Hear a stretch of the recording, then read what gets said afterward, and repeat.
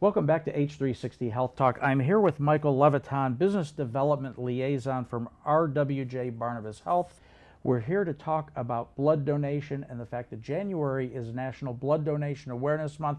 Michael, thanks for joining me. Thanks for having me here. There's nothing I like better than talking about saving lives. So I look forward to really getting people on board.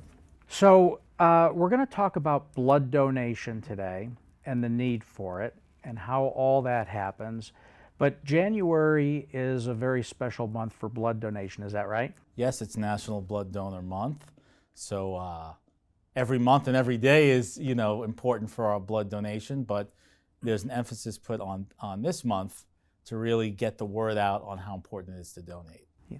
So in looking at the numbers, it's kind of astonishing here that I found that about every 2 seconds somebody is in need of blood. Every 2 seconds. I mean, we're going to sit here and chat about blood donation for maybe 35 or 40 minutes, and right. That's a lot of blood that's needed. So why, tell me a little about that. Who is in need of blood? Are there certain demographics of individuals that might need more blood than others? Well, there are several reasons why someone might need a blood transfusion. Car accidents, obviously, are big users of blood, those involved. Premature babies, actually, which people don't know. Often babies less than 5 pounds are in need of special blood transfusions, where we have to do some special testing. Has to be type O, so they can need blood. Anyone that has chemotherapy, radiation, cancer can also be, usually they'll need some kind of blood product, whether it's actual blood or platelets or plasma.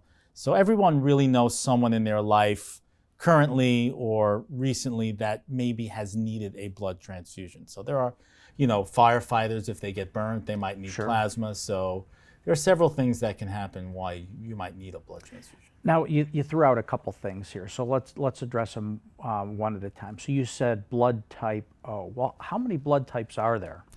Well, there are really 4 types, and then really there are 8. So there's O negative and positive, Okay. A negative and positive, B negative and positive, and then AB negative and positive. So really there's 8 main blood types, but there are plenty more sub-blood types, which we won't really talk about today, where people with certain illnesses or disorders might need specially typed blood. But really stick with the main, there are 8 blood types.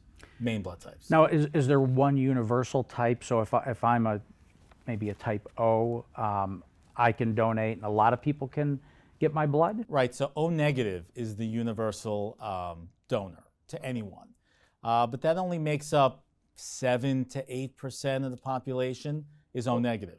Okay. Oh, okay. Is O negative. But everybody can receive O negative. Right. But when there's a problem, imagine when someone who's actually O negative is in the hospital. And Sure. that O negative might have been used by someone with AB positive that was rushed to the hospital, or someone with B positive, or whatever it is. So certainly it's important for everyone to donate, but usually people who are O negative know they are because their family has been in these situations. So when I go out and talk in the community and even within the hospital, people who are O negative, they know because family members also are O negative. Yeah. So when you walk up to somebody on the street and you randomly ask them, well, what blood type are you? How many people look at you and go, what blood type? I'm really not sure. Probably like 98 out of 100. Yeah. The ones that aren't O negative. So Yeah. most of the time, if someone knows their blood type, they're O negative. Just because of those emergency situations have happened somewhere along the line in their family, because the O negative supply of blood is never tremendous. It's being used all the time. And then 7% of the population maybe is O negative, but maybe only 37% of the population is eligible, right? And then out of that, maybe 3% donate. So it's diminishing returns. Yeah. When you start crunching these percentages, we don't have a lot of blood donors. So you start out with a very wide funnel and all of a sudden it narrows way down depending on the need and what blood type you are. Definitely. So you also mentioned plasma. So tell me the difference. When I've heard of people saying, well, I'm going to go donate plasma or I'm going to go donate blood. Is there a difference between the two? And is that different transparent to the person sitting in the chair donating? Well, yeah, so there's really, to give a little science lesson, there are really four components of blood. So there's red blood cells, Right. there are white blood cells, there are platelets, and there are plasma. So each one has different functions. The red blood cells carry oxygen throughout the body, give you energy. White blood cells fight infection. Platelets also help fight infection. When someone forms a scab, those are actually platelets. So everyone has seen their platelets before. Right. And then there's plasma, which is kind of the solution that all the other components flow into. Now, do all these components go into how often a person can donate? They do. There's only so much of you that can donate in a year, and that is mandated by the FDA in New Jersey. So you can't donate like 1,000 times a year. There is a cap.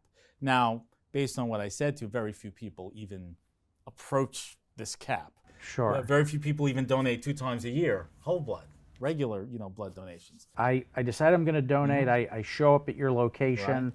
Do I walk right in and we get down to business, or do I have to schedule some time? So there's definitely appointments are preferred so that we can prepare for you to come. We do take walk-ins, as they say. But again, you can just show up. Some things that you would need to do to prepare for a blood donation is to eat a substantial meal close to the time that you want to donate. It's not like a blood test. We're not testing for your cholesterol. We just are testing your temperature. We do a little finger stick to get your iron level. So we take your blood pressure just to make sure that you're feeling well that day.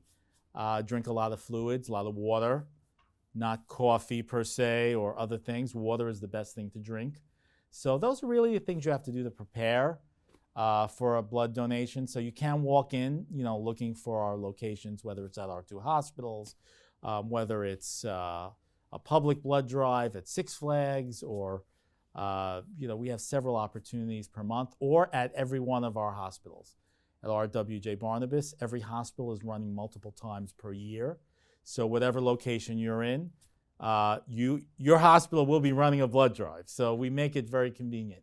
Well, Michael, thanks so much for joining me on H360 Health Talk today. You've really enlightened me about blood donation, a little bit of the science behind it, which is always good to know. So thank you so much to you and your team for everything that you're doing, building awareness of blood donation and that cause of saving lives. So thank you very much. All right, well, thank you for having me here. And again, the greatest gift you can give really is the gift of life.